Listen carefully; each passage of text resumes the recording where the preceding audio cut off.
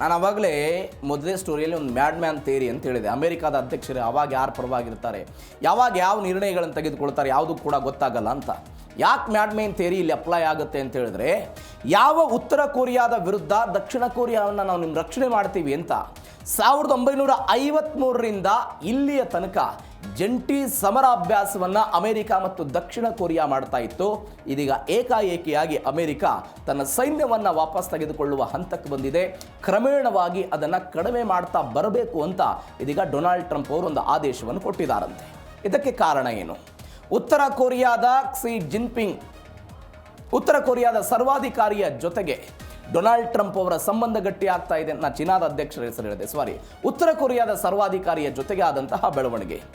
ಮತ್ತೊಂದು, ಯಾವ ದಕ್ಷಿಣ Korea Iran ಜೊತೆಗಿನ ಯುದ್ಧದಲ್ಲಿ ನನಗೆ ಸಹಾಯ ಬರಬೇಕು ಅಂತ ಡೊನಾಲ್ಡ್ ಟ್ರಂಪ್ ಅವರ ನಿರೀಕ್ಷೆ ಆಗಿತ್ತು, ಆ ಸಹಾಯ ಆಗಲಿಲ್ವಂತೆ. ಹಾಗಾದರೆ ಯಾಕೆ ಜಂಟಿ ಸಮರಾಭ್ಯಾಸ ಆಗ್ತಾ ಇತ್ತು? ಯಾವಾಗಿಂದ ಶುರುವಾಗಿತ್ತು? ಯಾಕೆ ವಾಪಸ್ ತೆಗೆದುಕೊಳ್ತಿದ್ದಾರೆ? ಏನು ಎತ್ತ? ಎರಡನೇ ಸ್ಟೋರಿಯಲ್ಲಿ ಡೀಟೇಲ್ ಆಗಿ ನೋಡ್ತಾ ಹೋಗೋಣ. ಕಿಮ್ ಜಾಂಗ್ ಉನ್ ಅವರ ಜೊತೆಗೆ ಆದಂಥ ಬೆಳವಣಿಗೆ ಇದು. ನೋಡೋಣ ಏನಾಗುತ್ತೆ. ದಕ್ಷಿಣ ಕೊರಿಯಾಗೆ ಡೊನಾಲ್ಡ್ ಟ್ರಂಪ್ ಶಾಕ್ ಕೊಟ್ಟಿರೋ ಬೆಳವಣಿಗೆ. ಏನು ಶಾಕು? ದಕ್ಷಿಣ ಕೊರಿಯಾ ಜೊತೆಗಿನ ಉಲ್ಚಿ ಫ್ರೀಡಮ್ ಶೀಲ್ಡ್ ಎನ್ನುವಂಥ ಜಂಟಿ ಸೇನಾ ಅಭ್ಯಾಸ ಕಡಿತಕ್ಕೆ ಡೊನಾಲ್ಡ್ ಟ್ರಂಪ್ ಆದೇಶ ಕೊಟ್ಟರು. ಶೀಘ್ರ ಕ್ರಮ ಕೈಗೊಳ್ಳೋದಕ್ಕೆ ತಮ್ಮ ದೇಶದ ರಕ್ಷಣಾ ಕಾರ್ಯದರ್ಶಿ ಪೀಟ್ ಹೆಗ್ಸೆತ್ಗೆ ಅಧಿಕೃತವಾಗಿ ನಿರ್ದೇಶನ ಕೊಟ್ಟಿದ್ದಾರೆ. ಜಂಟಿ ಸಮರಾಭ್ಯಾಸದ ಬಗ್ಗೆ ತಮಗಿರುವಂಥ ಒಂದು ಅಸಮಾಧಾನವನ್ನು ಹೊರಹಾಕೋ ಪ್ರಯತ್ನವನ್ನು ಮಾಡಿದ್ದಾರೆ. ಹಾಗಾದರೆ ಯಾಕೆ ಶುರುವಾಯಿತು? ಸ್ವಲ್ಪ ಡೀಟೇಲಿಗೆ ಹೋಗೋಣ ಇದನ್ನು. ಉಲ್ಚಿ ಫ್ರೀಡಮ್ ಶೀಲ್ಡ್ ಪೆನ್ಸಿಲ್ವೇನಿಯಾದಲ್ಲಿ ನಡೆದಂಥ ಒಂದು ತೀವ್ರ ರಾಜಕೀಯ ಸಂಘರ್ಷಗಳು ಮತ್ತು ಯುದ್ಧದ ಭೀತಿಯ ಕಾರಣಕ್ಕಾಗಿ ಅಸ್ತಿತ್ವಕ್ಕೆ ಬಂದಂಥ ಜಂಟಿ ಸಮರಾಭ್ಯಾಸ ಇದು. ನಿಮಗೆ 7ನೇ ಶತಮಾನಕ್ಕೆ ಹೋದರೆ ಒಬ್ಬ ಕೊರಿಯಾದಲ್ಲಿ ಗೊರ್ಗೋಯೆ ಎನ್ನುವಂಥ ಒಂದು ಸಾಮ್ರಾಜ್ಯ ಇತ್ತು. ಆ ಸಾಮ್ರಾಜ್ಯ ಮೇಲೆ ಚೀನಾದವರು ಅಟ್ಯಾಕ್ ಮಾಡ್ತಾರೆ. ಅದನ್ನು ಸಮರ್ಥವಾಗಿ ಒಬ್ಬ ಉಲ್ಚಿ ಮುಂಡೋಕ್ ಎನ್ನುವಂಥ ಒಬ್ಬ ವ್ಯಕ್ತಿ ಸಮರ್ಥವಾಗಿ ಎದುರಿಸಿದ್ರು. ಹೀಗಾಗಿ ಆ ಹೆಸರನ್ನು ಈ ಜಂಟಿ ಸಮರಾಭ್ಯಾಸಕ್ಕೆಲ್ಲವೂ ಕೂಡ ಕೊಡಲಾಗಿತ್ತು. ಯಾಕೆ ಆಯ್ತಿದು? 1968ರಲ್ಲಿ ಉತ್ತರ ಕೊರಿಯಾ ಏನು ಮಾಡಿಬಿಡುತ್ತೆ, ದಕ್ಷಿಣ ಕೊರಿಯಾದ ಅಧ್ಯಕ್ಷರ ನಿವಾಸವಾದಂತಹ ಬ್ಲೂ ಹೌಸ್ ಮೇಲೆ ದಾಳಿ ಮಾಡೋ ಪ್ರಯತ್ನ ಆಯಿತು. ದಾಳಿ ಆಯಿತು. ಬ್ಲೂ ಹೌಸ್ ಮೇಲೆ ದಾಳಿ ಆದ ನಂತರ ಪಾರ್ಕ್ chung hee ಅವರನ್ನು ಹತ್ಯೆ ಮಾಡೋ ಪ್ರಯತ್ನ ಆಯಿತು. ಅದಾದ ನಂತರ 1968ರಲ್ಲಿ ದಕ್ಷಿಣ ಕೊರಿಯಾ ಸರ್ಕಾರ ಒಂದು ಸಿದ್ಧತೆಯನ್ನು ಮಾಡಿಕೊಂಡು ತೈಗುಕ್ ಎನ್ನುವಂಥ ಹೆಸರಿನಲ್ಲಿ ಒಂದು ತರಬೇತಿ ಕೊಡೋದಕ್ಕೆ ಶುರು ಮಾಡ್ತಾರೆ 68ರಲ್ಲಿ. 1969ರಲ್ಲಿ ಉಲ್ಚಿ ವ್ಯಾಯಾಮ ಅಂತ ಇದಕ್ಕೊಂದು ಮರುನಾಮಕರಣ ಪ್ರಯತ್ನ 1968ರಲ್ಲಿ ಆಯಿತು. 1976ರಲ್ಲಿ ಅಮೆರಿಕಾದೊಂದಿಗೆ ಈ ಪಡೆ ವಿಲೀನ ಆಗುತ್ತೆ. ಇದು ಗಮನಾರ್ಹ ಸಂಗತಿ. 1976ರಲ್ಲಿ ಉಲ್ಚಿ ಫೋಕಸ್ ಲೆನ್ಸ್ ಅಂತ. ಉಲ್ಚಿ ವ್ಯಾಯಾಮ ಪಡೆ ಯಾರ್ದು? ಇದು ದಕ್ಷಿಣ ಕೊರಿಯಾದ್ದು. ಫೋಕಸ್ ಲೆನ್ಸ್ ಯಾರ್ದು? ಅದು ಅಮೆರಿಕಾದ್ದು. ಇಬ್ಬರನ್ನು ಜಂಟಿಯಾಗಿ ವಿಲೀನಗೊಳಿಸಿ ಜಂಟಿ ಸಮರಾಭ್ಯಾಸವನ್ನು ಪ್ರಾರಂಭ ಮಾಡಲಾಯಿತು. ಇದು ವಿಶ್ವದ ಮೊಟ್ಟ ಮೊದಲ ಅತ್ಯಂತ ದೊಡ್ಡ ಕಂಪ್ಯೂಟರ್ ಆಧಾರಿತ ಮಿಲಿಟರಿ ಸಿಮ್ಯುಲೇಷನ್ ಎನ್ನುವಂಥ ಹಂತಕ್ಕೆ ಇದು ಬೆಳವಣಿಗೆ ಆಯಿತು. ಯಾವಾಗ? 76ರ ಸಮಯಕ್ಕೆ. 2008ರಲ್ಲಿ ಒಂದು ಬೆಳವಣಿಗೆ ಆಗುತ್ತೆ. ಉಲ್ಚಿ ಫ್ರೀಡಮ್ ಗಾರ್ಡಿಯನ್ ಅಂತ ಇದಕ್ಕೊಂದು ಹೆಸರು ಕೊಡೋ ಪ್ರಯತ್ನವನ್ನು ಮಾಡಿದರು. 2008ರಲ್ಲಿ ಉತ್ತರ ಕೊರಿಯಾ ಏನು ಮಾಡ್ತು, ದಕ್ಷಿಣ ಕೊರಿಯಾದ ಮೇಲೆ ಇಲ್ಲ ನಾವು ಪರಮಾಣು ದಾಳಿ ಮಾಡ್ತೀವಿ ಅಂತ ಹೇಳಿದ್ರು. ಬೆದರಿಕೆ ಹಾಕೋ ಪ್ರಯತ್ನ ಆಯಿತು. ಯಾವಾಗ ಈ ಬೆದರಿಕೆ ಹಾಕೋ ಪ್ರಯತ್ನ ಆಯ್ತಲ್ಲ, ಆ ಬೆದರಿಕೆ ಹಾಕಿದ ನಂತರ ಅಮೆರಿಕ ಮತ್ತಷ್ಟು ಸಹಾಯ ಮಾಡೋದಕ್ಕೆ ಹೋಯಿತು.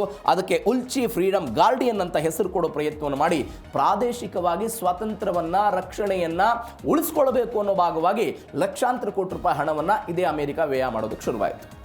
ಇದೀಗ ಅಮೆರಿಕ ಹೇಳ್ತಾ ಇದೆ ನಾವು ವಾಪಸ್ಸನ್ನು ತೆಗೆದುಕೊಳ್ತೀವಿ ಅಂತ. ನಿಮಗೆ 2022ರಲ್ಲಿ ಕೊರೋನಾ ಬಂದಿತ್ತಲ್ಲ, ಕೊರೋನಾ ಕಾರಣಕ್ಕಾಗಿ ಇದನ್ನು ಜಂಟಿ ಸಮರಾಭ್ಯಾಸವನ್ನು ಸ್ವಲ್ಪ ದಿನಗಳ ಕಾಲ ತಡೆಗಟ್ಟುವ ಪ್ರಯತ್ನ ಆಗಿತ್ತು. 2018ರಲ್ಲಿ ಒಂದು ಬಿಕ್ಕಟ್ಟಾಗಿತ್ತು, 22ರಲ್ಲಿ ಕೊರೋನಾ ಬಂತು. ಅದಾದ ನಂತರ ಇದೀಗ ಡೊನಾಲ್ಡ್ ಟ್ರಂಪ್ ಸಂಪೂರ್ಣವಾಗಿ ವಾಪಸ್ ತೆಗೆದುಕೊಳ್ಳಬೇಕು ಅನ್ನುವ ಹಂತಕ್ಕೆ ಬಂದಿದ್ದಾರೆ. ಅಂದರೆ ಅಲ್ಲಿಂದ 68ರಿಂದ ಶುರುವಾದಂಥ ಬೆಳವಣಿಗೆ ಇಲ್ಲಿ ತನಕ ನಡ್ಕೊಂಡು ಬಂದಿದೆ. ನೋಡೋಣ ಏನಾಗುತ್ತೆ. ಹಾಗಾದರೆ ಡೊನಾಲ್ಡ್ ಟ್ರಂಪ್ ಅವರ ಈ ನಿರ್ಧಾರಕ್ಕೆ ಕಾರಣಗಳೇನು? ಯಾವ ಕಾರಣಕ್ಕಾಗಿ ಇಂಥದ್ದೊಂದು ಬೆಳವಣಿಗೆ? ಉತ್ತರ ಕೊರಿಯಾದ ಕಿಮ್ ಜಾಂಗ್ ಜೊತೆಗಿರುವಂಥ ಉತ್ತಮ ಬಾಂಧವ್ಯಕ್ಕೆ ಈ ನಿರ್ಧಾರ ಕಾರಣ ಅಂತ ಡೊನಾಲ್ಡ್ ಟ್ರಂಪ್ ಅವರು ಹೇಳ್ತಾ ಇದ್ದಾರೆ.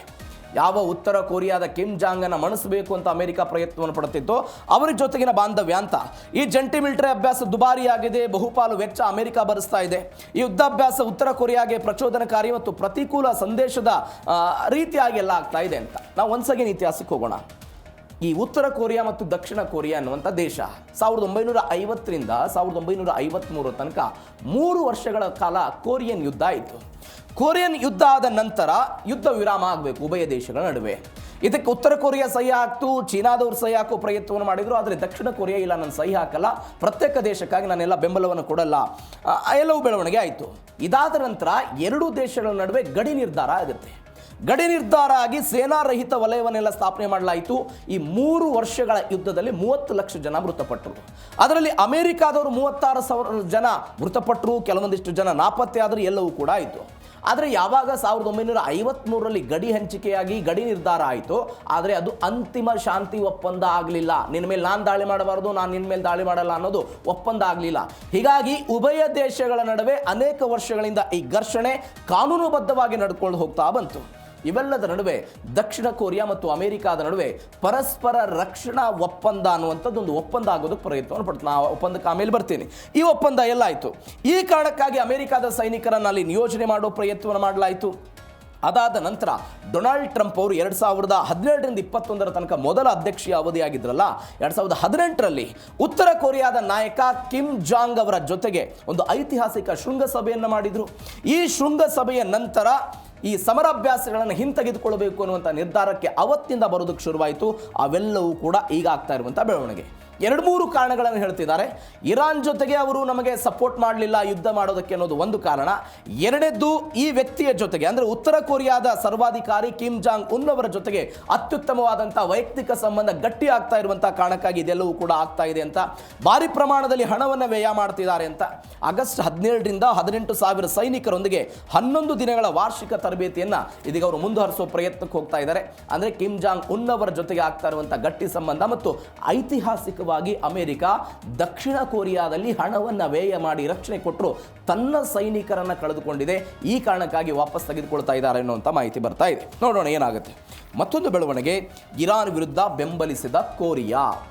ನಾನು ಆವಾಗಲೇ ಹೇಳಿದೆ ನಿಮಗೆ, ಈ ನ್ಯಾಟೋ ಶೃಂಗಪಡೆಗಳ ನಡುವೆ ಒಂದು ಮೈತ್ರಿ ಆಗಿತ್ತು. ನ್ಯಾಟೋದ ಆರ್ಟಿಕಲ್ 5 ನಮ್ಮ ಮೇಲೆ ದಾಳಿ ಆದರೆ ಪರಸ್ಪರವಾಗೆಲ್ಲ ನೀವೆಲ್ಲ ಬರಬೇಕು ಅಂತ.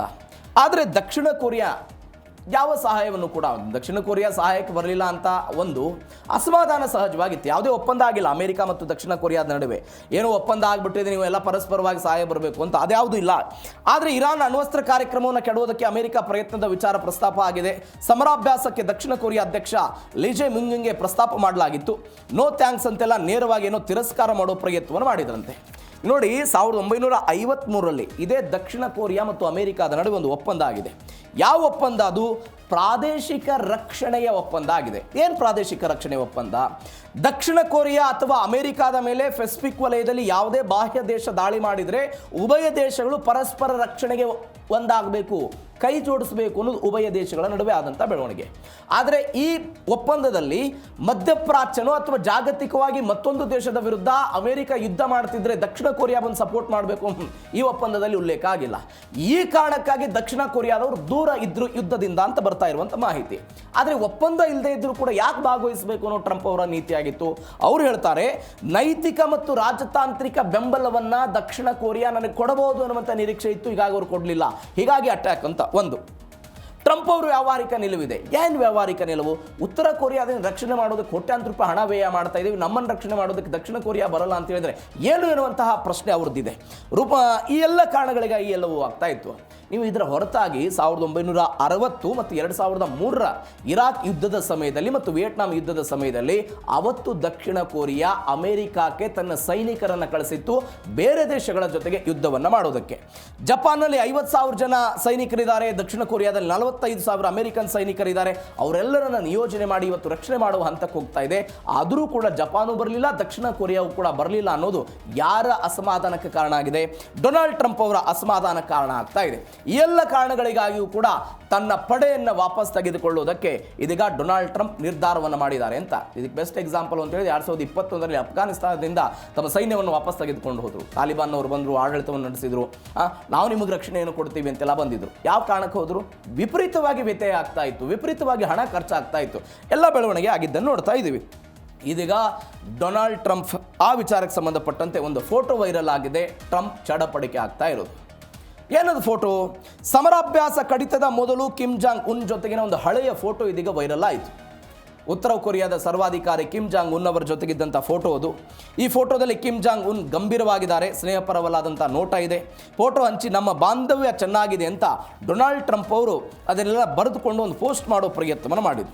2019ರಲ್ಲಿ ಕೊರಿಯನ್ ಗಡಿ ಗ್ರಾಮವಾದಂಥ ಫನ್ಮುನ್ಜೋಮ್ನಲ್ಲಿ ಡೊನಾಲ್ಡ್ ಟ್ರಂಪ್ ಮತ್ತು ಕಿಮ್ ಜಾಂಗ್ ಎಲ್ಲ ಭೇಟಿ ಆದರು. ಆ ಐತಿಹಾಸಿಕ ಇದೆ, ನೀವು ಫೋಟೋ ಏನು ನೋಡ್ತಾ ಇದ್ರಿ, ಈ ಫೋಟೋ ಎಲ್ಲ ಶೇರ್ ಮಾಡೋ ಪ್ರಯತ್ನವನ್ನು ಮಾಡಿದರು. ಈ ನಿರ್ದಿಷ್ಟವಾದಂಥ ಚಿತ್ರದಲ್ಲಿ ಮುಖಭಾವಗಳು ಅಷ್ಟೊಂದು ಸ್ನೇಹಪರವಾಗಿ ಕಾಣದೇ ಇದ್ದರೂ ಕೂಡ ನಾವು ನಗ್ತಾ ಇರುವಂಥ ಫೋಟೋಗಳಿವೆ. ಕಿಮ್ ಜಾಂಗ್ ಉನ್ ಮತ್ತು ನಾನು ಅತ್ಯಂತ ಅದ್ಭುತವಾದಂಥ ಬಾಂಧವ್ಯವನ್ನು ಹೊಂದಿದ್ದೀವಿ ಅಂತ ಡೊನಾಲ್ಡ್ ಟ್ರಂಪ್ ಎಲ್ಲ ಬರ್ಕೊಂಡಿದ್ದಾರೆ. ಹಾಗಾದರೆ ಯಾಕೆ ಶೇರ್ ಆಯಿತು? ಸಮರಾಭ್ಯಾಸದ ಹಿನ್ನೆಲೆ ಅಮೆರಿಕ, ದಕ್ಷಿಣ ಕೊರಿಯಾ, ಜಪಾನ್ ತನ್ನ ವಿರುದ್ಧ ಪರಮಾಣು ಒಕ್ಕೂಟವನ್ನು ರಚನೆ ಮಾಡ್ತಾ ಇದೆ ಅಂತ ಉತ್ತರ ಕೊರಿಯಾ ಇತ್ತೀಚೆಗಷ್ಟೇ ಆಕ್ರೋಶವನ್ನು ಹೊರಹಾಕಿತ್ತು. ಯಾರ್ಯಾರು? ದಕ್ಷಿಣ ಕೊರಿಯಾ, ಜಪಾನ್ ಮತ್ತು ಅಮೆರಿಕಾದವರು ಸೇರಿಕೊಂಡು ನನ್ನ ವಿರುದ್ಧ ಪರಮಾಣು ಒಕ್ಕೂಟವನ್ನು, ಅಂದರೆ ನನ್ನ ದೇಶದ ಮೇಲೆ ಪರಮಾಣು ದಾಳಿ ಮಾಡೋದಕ್ಕೆ ಪ್ರಯತ್ನದ ಭಾಗವಾಗಿ ಒಂದು ಒಕ್ಕೂಟವನ್ನು ಕ್ರಿಯೇಟ್ ಮಾಡ್ತಾ ಇದ್ದಾರೆ ಅಂತ ಯಾರು ಆರೋಪ ಮಾಡಿದ್ರು? ಇದೇ ಉತ್ತರ ಕೊರಿಯಾದವರು ಆರೋಪ ಮಾಡಿದ್ರು. ಈ ಉತ್ತರ ಕೊರಿಯಾದ ಆರೋಪ ಬಂದ ನಂತರ ಅವರನ್ನು ತಣಿಸುವ ಭಾಗವಾಗಿ, ಅವರನ್ನು ಶಾಂತ ಸ್ಥಿತಿಗೆ ತೆಗೆದುಕೊಂಡು ಹೋಗುವ ಭಾಗವಾಗಿ ಈ ಫೋಟೋವನ್ನು ಶೇರ್ ಮಾಡಿದ್ದಾರೆ ಅಂತೆಲ್ಲೂ ಕೂಡ ಹೇಳಲಾಗ್ತಾ ಇದೆ. ಅದಾದ ನಂತರ ಟ್ರಂಪ್ ಅವರು ದಕ್ಷಿಣ ಕೊರಿಯಾದೊಂದಿಗೆ ಯುದ್ಧದ ಆಟಗಳನ್ನು ಗಣನೀಯವಾಗಿ ಕಡಿಮೆ ಮಾಡಬೇಕು ಅಂತ ಈ ಫೋಟೋ ಶೇರ್ ಆದಮೇಲೆ ಎಲ್ಲವೂ ಹೇಳಿದ್ದಾರೆ. ನೋಡೋಣ ಏನಾಗುತ್ತೆ ಉತ್ತರ ಕೊರಿಯಾ ಜೊತೆಗೆ ಡೊನಾಲ್ಡ್ ಟ್ರಂಪ್ ಅವರ ಈ ಸ್ನೇಹ ಸಂಬಂಧ ಏನಾಗುತ್ತೆ ಅಂತ. ಇವೆಲ್ಲದರ ಜೊತೆಗೆ ಮತ್ತೊಂದು ಬೆಳವಣಿಗೆ, ಉತ್ತರ ಕೊರಿಯಾದ ಕ್ಷಿಪಣಿ ಪರೀಕ್ಷೆ ಆಗಿದೆ. ಉತ್ತರ ಕೊರಿಯಾದ ಕ್ಷಿಪಣಿ ಪರೀಕ್ಷೆ ಆಯಿತು. USA ದಕ್ಷಿಣ ಕೊರಿಯಾ ಸಮರಾಭ್ಯಾಸಕ್ಕೆ ಇದು ಯುದ್ಧ ಪೂರ್ವಾಭ್ಯಾಸ ಅಂತ ಉತ್ತರ ಕೊರಿಯಾ ಹೇಳ್ತು. ಯಾರ್ಯಾರ ವಿರುದ್ಧ ಇದು? ಅಮೆರಿಕ ಮತ್ತು ದಕ್ಷಿಣ ಕೊರಿಯಾದ ವಿರುದ್ಧ ನಾವು ಏನು ಯುದ್ಧ ಮಾಡಬೇಕು ಅಂತ ಹೇಳಿದರೆ ಅದಕ್ಕೆ ಮುನ್ನುಡಿಯ ಭಾಗವಾಗಿ ಇದೊಂದು ಪೂರ್ವಾಭ್ಯಾಸ ಅಂತ ಹೇಳಿದರು. ಒಂದು ಕಡೆ ಟ್ರಂಪ್ ದಮನಕಾರಿ ಹೆಜ್ಜೆ ಇಡ್ತಿದ್ದಾರೆ, ಮತ್ತೊಂದು ಕಡೆ ಉತ್ತರ ಕೊರಿಯಾ ಬ್ಯಾಲಿಸ್ಟಿಕ್ ಕ್ಷಿಪಣಿ ಪರೀಕ್ಷೆ ಆಗ್ತಾ ಇದೆ. ವಿಶ್ವಸಂಸ್ಥೆಯ ನಿಷೇಧವನ್ನು ಲೆಕ್ಕ ಮಾಡದೇ ಉತ್ತರ ಕೊರಿಯಾ ಇಂಥದ್ದೊಂದು ಪರೀಕ್ಷೆಯನ್ನು ಮಾಡ್ತಾ ಇದೆ ಅನ್ನುವಂಥ ಸುದ್ದಿಗಳು ಸದ್ಯಕ್ಕೆ ಬರ್ತಾ ಇರುವಂಥ ಮಾಹಿತಿ ಇದು. ನೋಡಿ,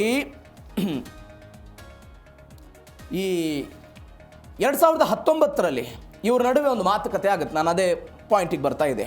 ಹ್ಯಾನೋಯ್ ಶೃಂಗಸಭೆಯ ಬಿಕ್ಕಟ್ಟು ಅಂತ ಕರೀತಾರೆ ಅದನ್ನು. 2019 ಫೆಬ್ರವರಿ ಎಲ್ಲ ಆಯ್ತದು.